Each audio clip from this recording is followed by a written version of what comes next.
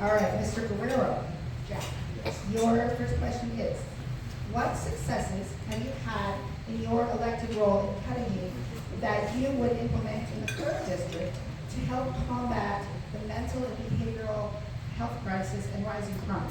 Yes. Thank you very much for that question, ladies and gentlemen. It's an honor to be here, and I want to thank at the outset the Republican Women's Group for the advocacy to preserve the traditional plank of the Republican Party. So I do want to commend this organization.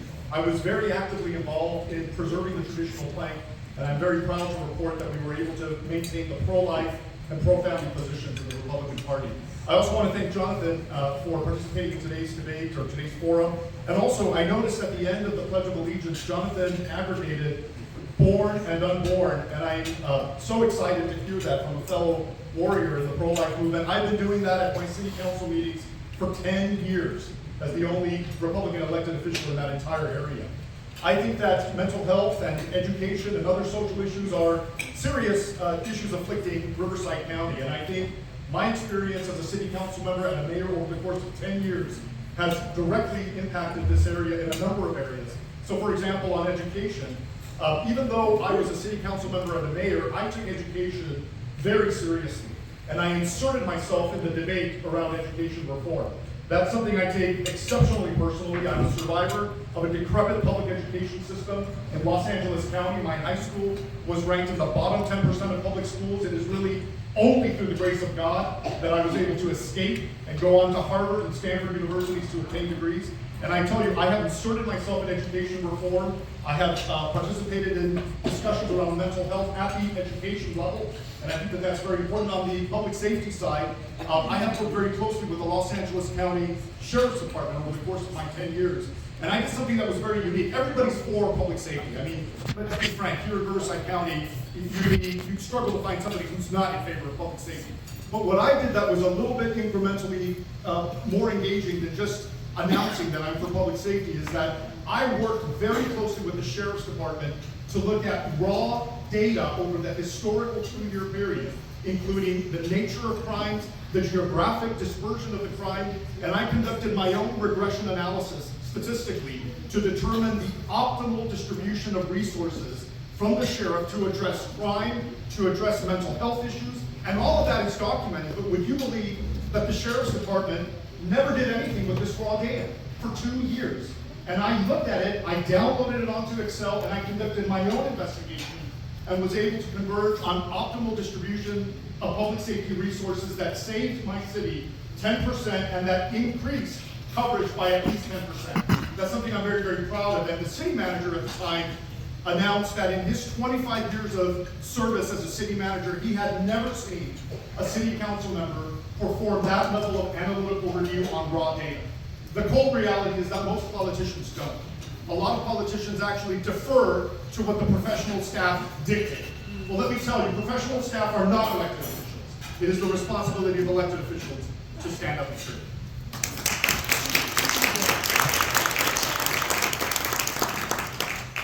All right, back to Mr. Ingram.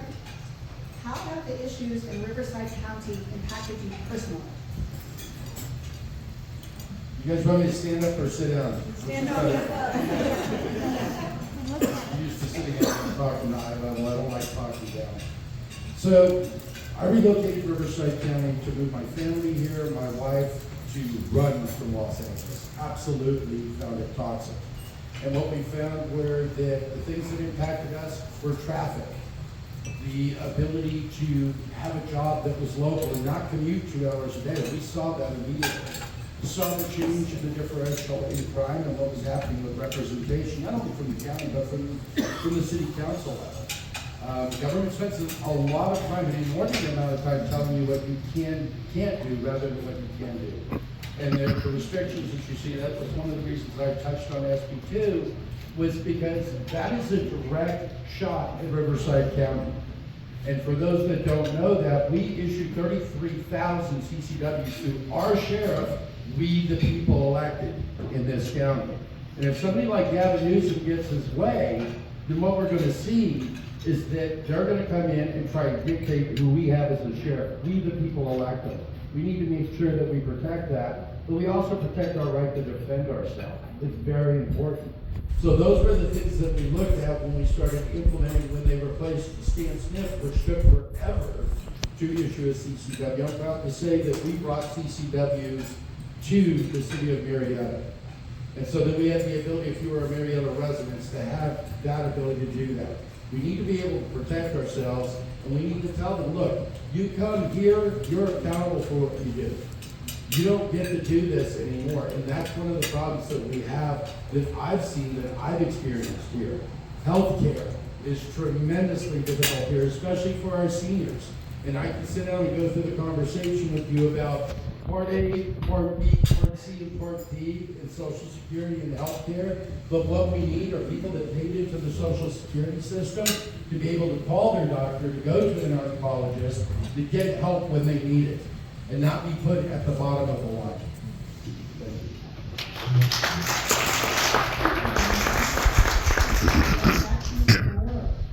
Riverside County is experiencing growing pains, as we alluded to. How will you mitigate the negative impacts of growth in our region? Well, thank you very much for the question. Several points of attack in this regard. First of all, we as a region need to stand up to corrupt Sacramento politicians that are on a mission to dictate and ram down the throats of local communities their priorities for growth. That is totally irresponsible, and I think we need politicians, statesmen with backbone who are positioned to really stand up to the Sacramento Valley. We see this in development. When I was a city council member back in Los Angeles County, we had dictates from Sacramento requiring expansion of housing, low-income housing, even though Cudahy back at the time was one of the most densely populated cities in the United States of America. And the state was demanding that we continue to develop even more than that. What I observed in the context of that requirement was that developers were inserting themselves in influence peddling with city council members through donations, contributions, and the net effect of that was that politicians were acquiescing to their demands with things like density bonuses or concessions that go beyond what the general plan provides and dictates for growth. And so I think we need to go back to the general plan for the county of Riverside, respect it, and make sure that we don't provide special favors to developers, for example, that curry special influence with the politicians. And so I think that that's really important. We need to be consistent across the board in the way that we enforce the general plan, and we need to stand up to Sacramento politicians so that it's clear to them that they are not going to dictate or overtake local control from communities in this area. I will also say, ladies and gentlemen, that I think we've got a wonderful opportunity to grow economically in this region. Los Angeles County has 10 times the population, 4 times the population of Riverside County, but it's got 10 times the gross domestic product of Riverside County. That is a disconnect that I think presents an interesting opportunity for Riverside County as more businesses migrate into this region. And I firmly believe, I'm very bullish on Riverside County. I think that we're going to be seeing an explosion of economic potential, but it's predicated on good policies across the board. That means lower taxes, and fortunately, we are comparatively advantaged over Los Angeles County. Their sales tax hovers over 10%. Riverside County's average across the city hovers around 8%.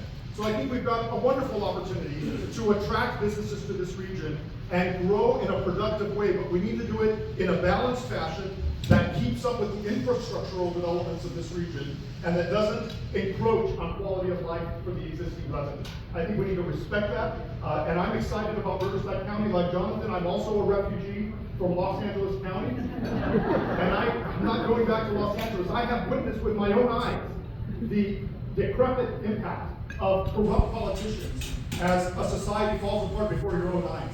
I refuse to live next to marijuana dispensaries or next to criminal activity, including a shooting that took place a block away from my former home. I love Riverside County. I am here to stay, and we're going to make sure development is reasonable and appropriate.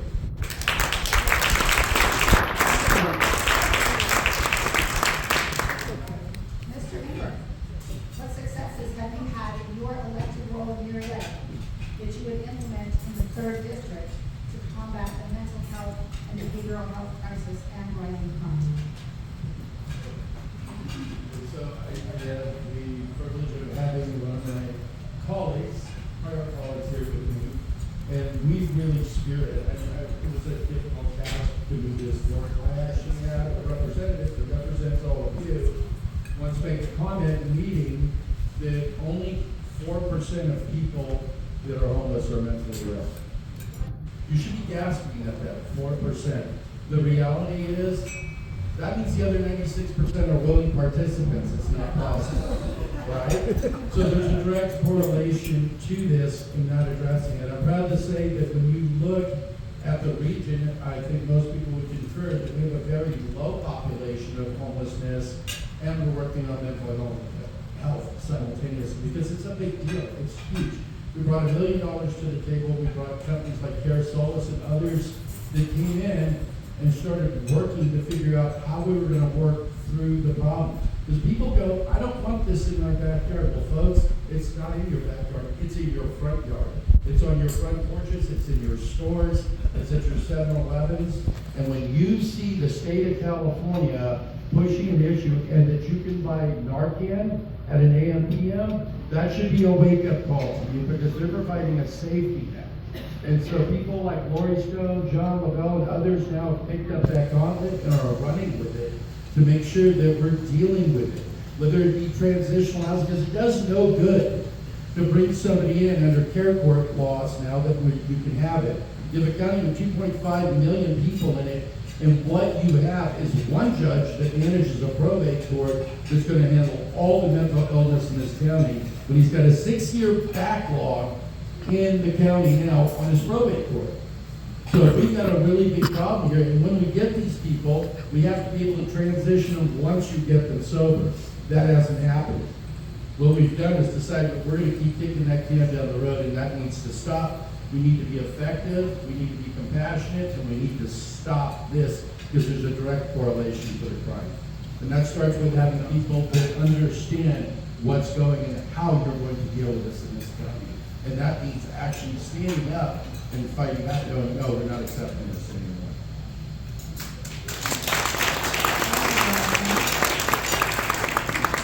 This question is a little more complicated, so you'll have 4 minutes. The Multiple Species Habitat Conservation Plan, MSHCP, was conceived to create a synergy between environment and development to facilitate infrastructure and open space for public use. What do you believe the current issues are with the implementation of this plan in our county? Thank you very much for that question. Ultimately, I think the role of elected officials is to adequately balance all of the needs of the region, including economic potential for development, as well as all of the cultural issues afflicting the county and environmental concerns. There's a lot at stake that politicians have to evaluate. But I am very skeptical of politicians that rank environmental issues as first and foremost, even above economic development. You know, when children and families are struggling to put food on the table, the last thing they're thinking about is climate change, for example. And so I think we need to be very reasonable when it comes to prioritizing policies in the county of Riverside. And I think that quality of life is first and foremost the priority of elected officials. So I am bullish on economic development. I think that we should be prioritizing job growth, economic development, and opportunities, infrastructural development for our residents to facilitate their success economically. But I do believe that environmental issues are also important. We do need to preserve green space. We do need to make sure that we're compliant with federal law. But I will say that there is a gap between what the federal law demands and what the state of California is experimenting. And we've got politicians, socialists, communists in Sacramento that don't care about the economic consequences of their decisions. Oftentimes in economics, we have something called externalities. That's a concept where unintended consequences come out of feel-good policies. I think environmental policies are often in this camp, where politicians produce feel-good solutions, but at the end of the day, there are negative consequences that emanate from that. And I think that the right balance is to make sure that we prioritize economic development, quality of life, a decrease in crime, while also being respectful of federal laws as it relates to environment. I'll tell you as well that CEQA is one of the policies in the state of California that really has been an impediment to development. It's been abused time and time again to resist reasonable economic development, and it's through the purview of environmental protection that CEQA has been put forward and abused. And so I think we need CEQA reform in this state and certainly in this county. And I think that CEQA originally was put together to make sure that we are disclosing environmental impacts, but it's being used to stall economic development and similar opportunities. And so I think the right role of a statesman is to balance all of these competing perspectives, but to prioritize quality of life for all residents.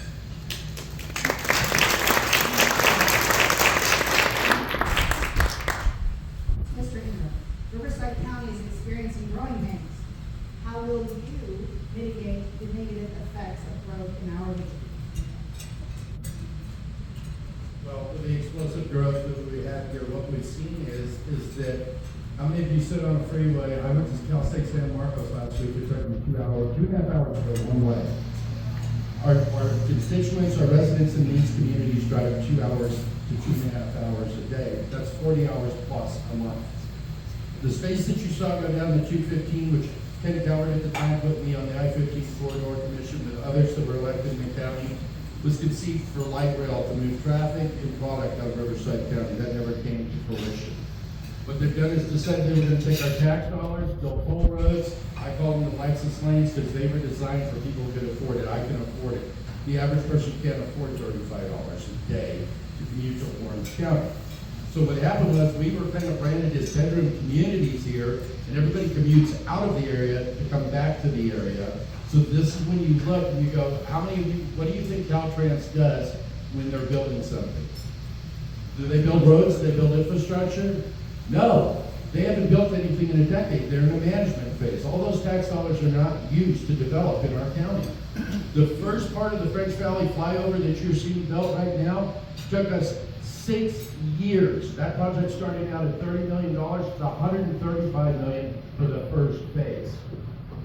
And think about how that's impacting your life on a daily basis. We have to do something with infrastructure and transportation in this county. It needs to happen. But then we also need to look at what they're doing.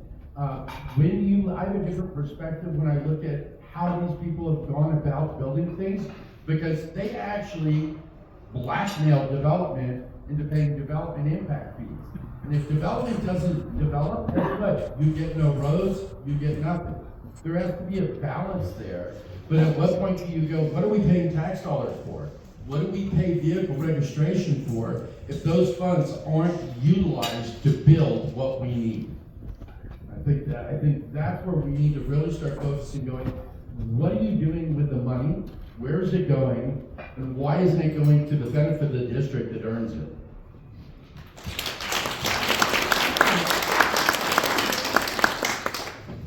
Mr. Guerrero, we're about to 3 minutes for this question. How have the issues in Riverside County impacted you personally? So let me share, ladies and gentlemen, my professional background. I'm a certified public accountant. I started my professional work in the public sector, actually, working for KPMG, one of the large international accounting firms, auditing government agencies, including agencies of the federal government like the Department of Energy, the Lawrence Livermore National Laboratory, where I had high security clearance, and dozens of municipalities throughout Southern California. I was keenly aware at the beginning of my professional life how important fiscal discipline and internal control remediation is for government agencies to be successful. When I moved to Riverside County, one of the first things I did at the beginning of the year when I purchased my home and met my neighbors, I actually read the 313-page annual comprehensive financial report of the County of Riverside. I'm just curious, raise your hand if you've read that 313 It's great bedtime reading, but it's also really important reading. And I looked at it meticulously and came across alarming early warning indicators about the fiscal health of the County of Riverside.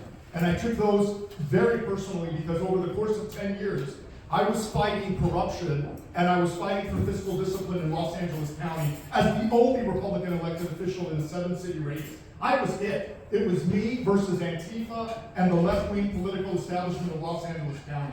So for me, this is something I've lived and breathed my entire professional life. And when I look at Riverside County and I see things like, for example, an unfunded pension liability that in my estimation converges on $10 billion, the county of Riverside reveals a $3 billion essentially unfunded liability, but there are a lot of accounting shenanigans that go into that calculation. I used to be a pension auditor in my early professional career, and I also taught statistics at the university. And through my own evaluation, I believe that the unfunded pension liability in Riverside County is $10 billion. That is more than the entire fund, the entire general fund, and indeed the entire revenue and expense, the budget basically for the county of Riverside. And I think that that's a very alarming predicament for the county.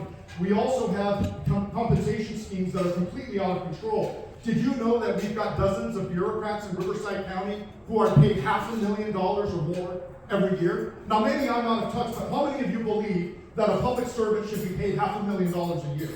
That is crooked, ladies and gentlemen. 814 bureaucrats make more than $250,000 a year. Some of those may be market, but I suspect a lot of them are not.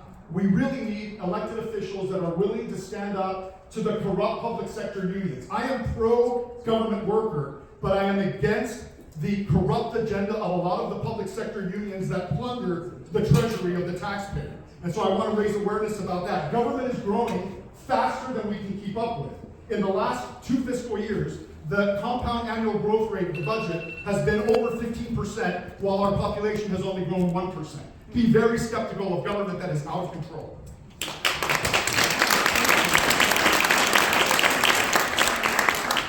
And last question to Mr. Ingram. The Multiple Species Habitat Conservation Plan, MSHCP, this is a convoluted question. It's not convoluted, but there's a lot of words. Was conceived to create a synergy between environment and development to facilitate infrastructure and open space for public use.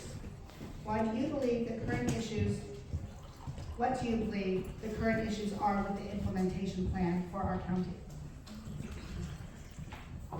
As an elected who sat on that particular board, my impression and opinion of the MSHCP and the Regional Conservation Authority is that it was conceived so that we pay for the sins of Orange County, Los Angeles, and San Diego County. We're the last bastion of development that's left. It was the ultimate extortion scheme to take away personal property from people to create linkage throughout the county. I brought a polar opposite view to the board as its chairman, by the way, and we reduced it down to 56,000 acres. The mandate was about 156,000 acres. One of the problems that I see, we're never going to get there as long as we're not willing to pay people for the right of which they have, and it was conceived for development purposes and infrastructure. So what's happened now is they've come in and they've weaponized it just like CEQA. CEQA started out with good intentions, but the road to hell is paved with good intentions. We all know that. And what we need is people that understand the multi-species habitat plan and the players that have been engaged with it that have caused the problems. That it took 20 years to build Clinton Keith. That we built a hospital like Loma Linda that doesn't have an off-ramp. You want to talk about what impacts our life? When we get off to go to a hospital and somebody's had a stroke and I have 7 minutes to get them there and I got to drive 3.5 miles out of my way to go around it because I had an environmental agency that wanted to block the issue. That is the issue here. What they're doing here impacts us personally on a daily basis. I can't change what Gavin Newsom does in Sacramento because he's crazy. But federal law supersedes state law supersedes county, and we as municipalities need to stand up and say, we have exclusive land rights, and we're going to fight to maintain them. And that starts with when you look at the fire that we had 2 weeks ago that transpired. If we're going to create all this open space, which I believe we need to have space, because I don't want to be a concrete jungle, we better figure out how we're going to defend it in the properties that surround it. Because if we don't, we deal with the emergency and the urgency that we did 2 weeks ago, and look at the damage that caused to our county and to our local businesses in our economic base here. Not to speak of the personal destruction that it caused for families in this county. It's sad. And it's heartbreaking, and I witnessed it firsthand. I was there on the ground. I saw it. And I think we can do a better job as stewards and servants to make sure that we protect the very people that are paying the taxes that you're spending the money on to do this for. Thank you.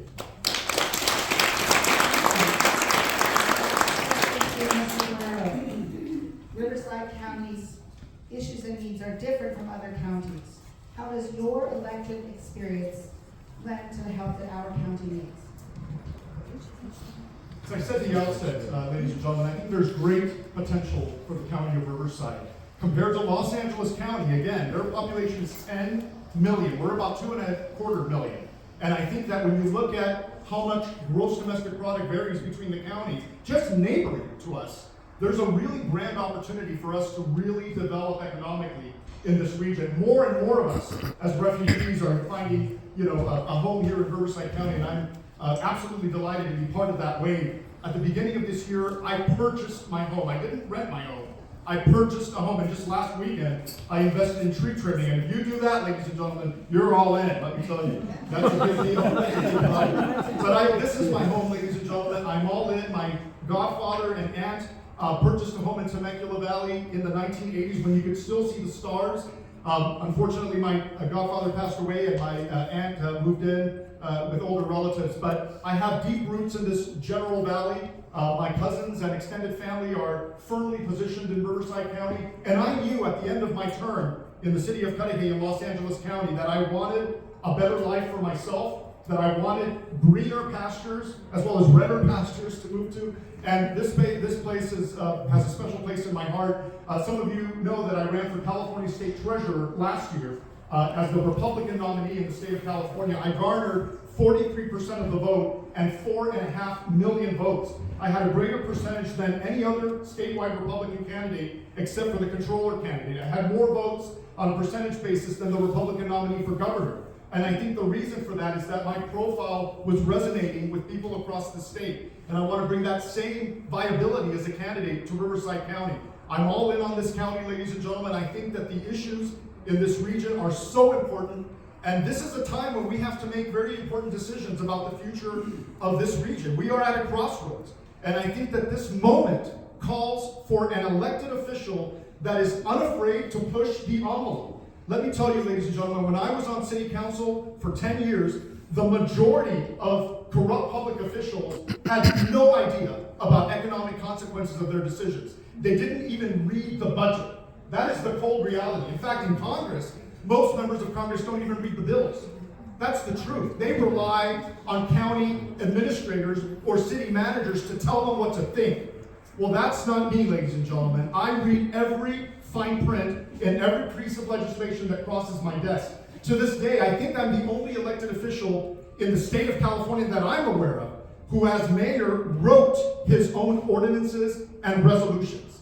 That's the truth. I also am probably the only elected official that spoke from the public speaker's podium during public comment. I actually walked down and spoke because they gave me an extra 3 minutes to speak.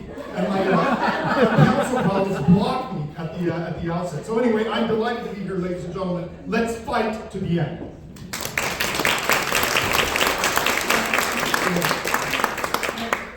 I'll give each one of you 1 minute to wrap up and tell us why you are the best guy for the job. But I just want to say the most important thing that we send Chuck Washington to the unemployment line. Yes.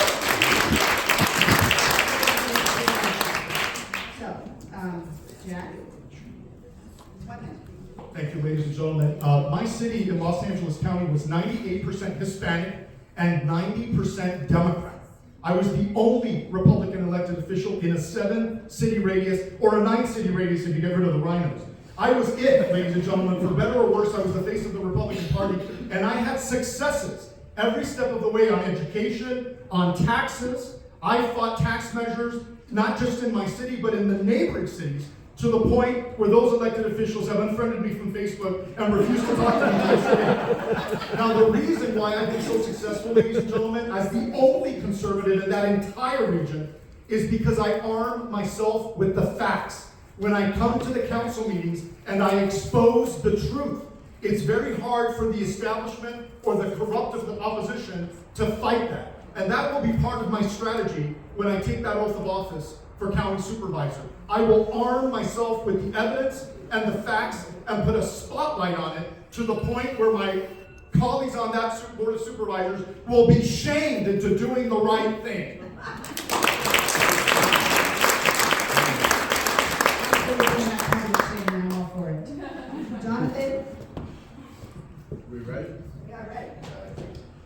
So I moved to Riverside County again. It was, and I like the term refugee because I think it sounds pretty good.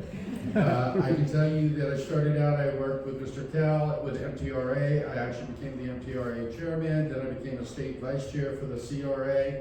I was your county chairman here and on Central Committee currently for over a decade and worked with Republican issues. I've helped get Ken Calvert elected, people like Darrell Ice and others in the past, and I think there needs to be accountability. We need to start inspecting what we expect from our electeds.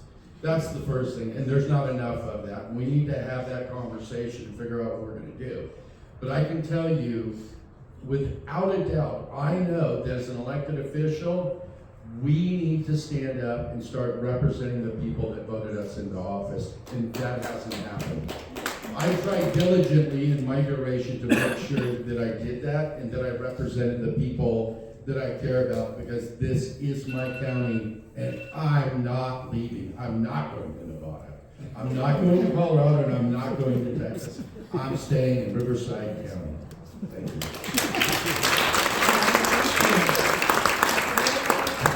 Audience Q&A for about 10 minutes. Our Vice President Joanna is going to facilitate that for you. Thank you, Brandy. Awesome job. So we have decided a 1-minute response from our candidates here, and we can open it up to questions from the audience. Yes, sir. Jack, it's still on the internet that they're saying that you got kicked out. Yes. And you didn't turn out purposely. Can you please talk about that? Yes. Yes, very quickly. I served 10 years on the city council. There's a reason why it was 10 and not 8. Halfway through my second term, I was fighting a corrupt city council. I was the only Republican elected official, as I mentioned at the outset.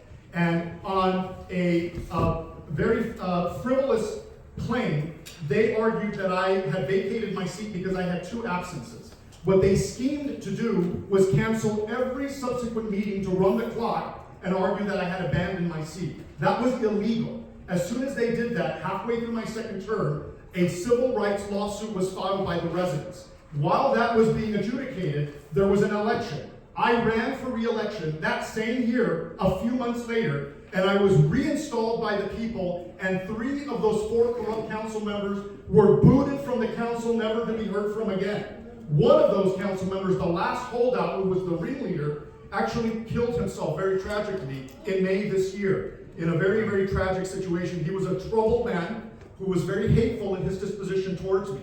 But I'm very relieved that the people adjudicated this first and foremost. By the time it got to the courts, the judge ruled that this was moot because the majority of those defendant council members had been removed from the council, and I had been reinstalled, and there was no basis reasonably to believe that that would have been recurring going forward.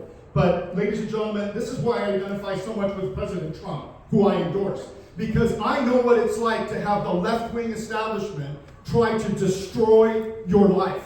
I have had death threats over the course of my political career, and I've been on the Antifa hit list. And so, ladies and gentlemen, I know what it's like to be fighting uphill every step of the way. There have been moments in my life where I prayed about whether the fight was worth continuing. But I've always converged on the right answer, that it is my moral duty to stand up for the people.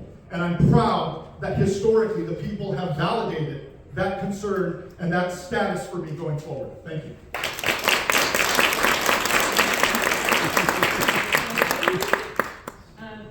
In the front, and then we'll go you next. Hi, Mr. Guerrero. Given that I've heard you say many times that you're the only person who can win in this area because you won by such a large margin for the treasurer position that you ran for. But every single person that ran for a statewide office, Republican, won by a margin of roughly 51 to 55%. And those are statistics by the Secretary of State.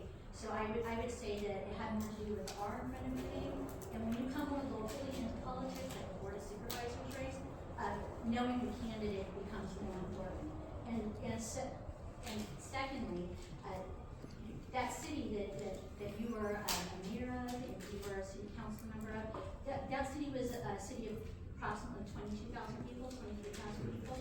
Here in Marietta, where Jonathan has been a mayor and part of our city council, part of the city council, is a city of about approximately 113,000 people. Again, you say you can win this race, but I see that you have run a full information from. What's the question? I do have a question. Again, you run for AB 63 and lost. You run for treasurer, you lost. Okay, we just have to get So my question is, given all that, and given that it's so imperative that we win this seat, and right now all I see is that you came into a race and took with the opportunity.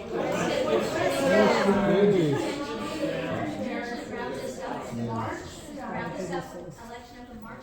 What have you done other than that in the city of Marietta, in the county of Riverside? So what- to service? What's your question? Okay, well, I've been going to every single every single school board meeting because, as you know, this entire region is the epicenter of the culture war against a corrupt governor. I have been speaking every step of the way on parental rights in Marietta, in Temecula, every step of the way. You can Google it. And I've been speaking unabashedly because I think, even though I'm running for supervisor, there is a moral obligation for us to speak on issues that transcend the supervisor's race. I've been speaking on pro-life matters my whole life. I've been speaking on parental rights for a very long period in this region. From the very outset when I moved out here, I got involved. Now, the reason why some of the races in Los Angeles County were not successful for me, guess why? Because LA County is overwhelmed by Democrats. Did you know that in my region, not a single Republican ever ran over several election cycles? I stepped up to the plate knowing that it was an uphill battle, that I was probably going to lose, because again, my city's 90% Democrat. I was not going to win that region. But I did it because it was important, ladies and gentlemen, to have an alternative on the ballot. And I made a lot of inroads in convincing people to come our way, and that was an incredible service to that region. The question is to both of you. What endorsements or contributions have either of you received from public sector labor unions? What endorsements or contributions have you received from public sectors? Zero. I've got one. Other than that, sure. Okay, thank you. Yes, I've received zero as well from the public sector unions. In fact, when I was candidate for treasurer last year, I was attacked by SEIU and some of the other large labor unions in the most nefarious ways. And it was largely because I was standing up for the taxpayer against pernicious agenda of the public sector unions. I mean, there is plunder in this state. On a statewide level, for example, the unfunded pension liability stands at a staggering $1 trillion. By my own calculation, I estimate that that's closer to $10 billion in Riverside County. And that's a staggering amount that I think falls squarely at the hands of the public sector unions. And let me tell you, most politicians are afraid of the public sector unions because they control the narrative and they control most of the political class. And so I think it's important that we have elected officials that are really focusing on the taxpayer interest and not the special interests of organizations like the public sector unions. And so I have a long record of fighting corruption, period. And I think that actually goes to one of the earlier questions. Why am I a compelling candidate? Because I've got a record of fighting against corruption. It's easy to be a patriot when everybody around you is a patriot. But it's more difficult when you're the only guy in the room and you have an uphill battle, but you also have successes to prove that you've actually stepped up to the plate. Okay, start in the back. This question is for Mr. Ingram. For Mr. Ingram. How did you stand up to Sacramento in light of SB 9 and SB 10 to push back against the proliferation of apartment complexes and ADUs? Okay, so did everybody have questions? First of all, SB 9, are you referring to the same thing that Carl DeMille was referring to earlier? Because with that was a mandate from the governor. It wasn't like we had an option to vote on that. I have a huge issue with what I looked at it coming here today. As we were driving over, and I looked over in Menifee and saw in Temecula, another apartment building being built on the freeway. That's a whole other story when we start talking about Agenda 21, 30 by 30, and 15-minute cities, and that is coming. That's part of the game here. But that means that we have to get people in Sacramento elected as well to start fighting for us to work with us let me finish my response. You asked me a question.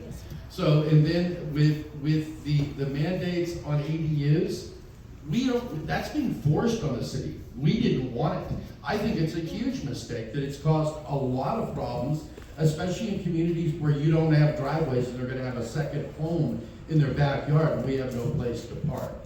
So if I had my way and I was king for a day, we would get rid of that tomorrow.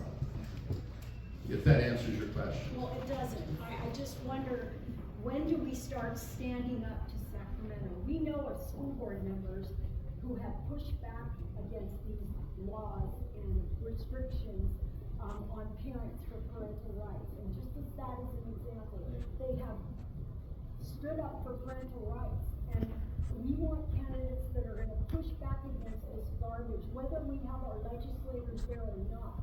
We need to stand up, and I'm looking for a candidate that's gonna stand up. And the more of us that stand up against this garbage from Sacramento, they're gonna get a message. I don't disagree with you, but if you look back as an individual, I actually put my money where my mouth was when it came to the school boards and the PAC and 412 with Pastor Thompson. I've been there. And I don't like the demonization of parents, but what you're talking about something is that a governor usurped on us. And with one council member, we can stand up and say, we don't agree with this. But it's the same thing that happens with arena numbers when they're jamming dense housing on us and creating these bonuses that were referred to earlier. We need to stand up and say, no, we're gonna take the fight on. I didn't like districts. I fought districts. Everybody wanted these, and look at what they've brought us. So I don't disagree with you, but I did say no, I don't think it's a good idea. I think it's a bad idea. And still, it's being forced. There's a lot of stuff that's coming out of Sacramento that's being forced on us, and we do need to stand up and fight back. But that starts at the county level.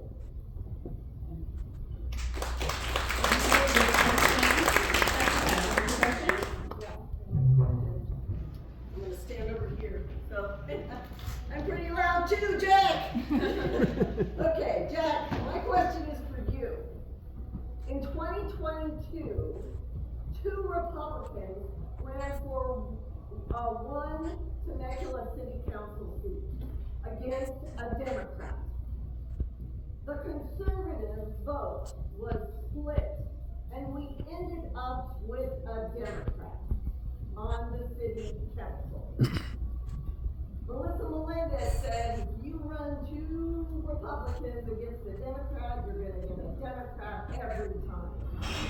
You have been contacted by Carl DeMaio, Chad Schnittner, and Matt Dobler, all requesting that you not split the vote and offering to help you run for a different office.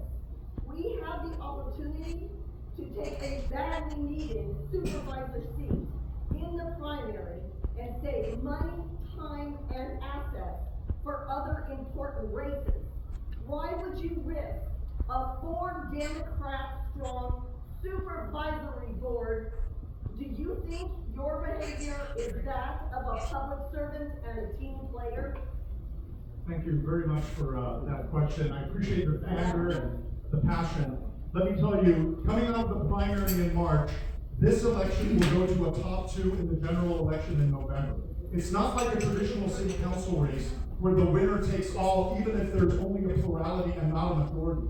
In this particular scenario, the top 2 will advance to November. So I guarantee you, in November, there will be a Democrat, Chuck, and there will be a Republican in that race. That is a guarantee going into November, because it's a top 2 race. No, you're So not answering the question. the reason, if I could just get to the question, the reason why I'm in this race is because I want to raise awareness about key issues that nobody is talking about. Ladies and gentlemen, the county of Riverside is at risk of financial insolvency and federal receivership, by my estimation, within the next 10 to 15 years, if we do nothing about the unfunded pension liability, which stands at a staggering $10 billion.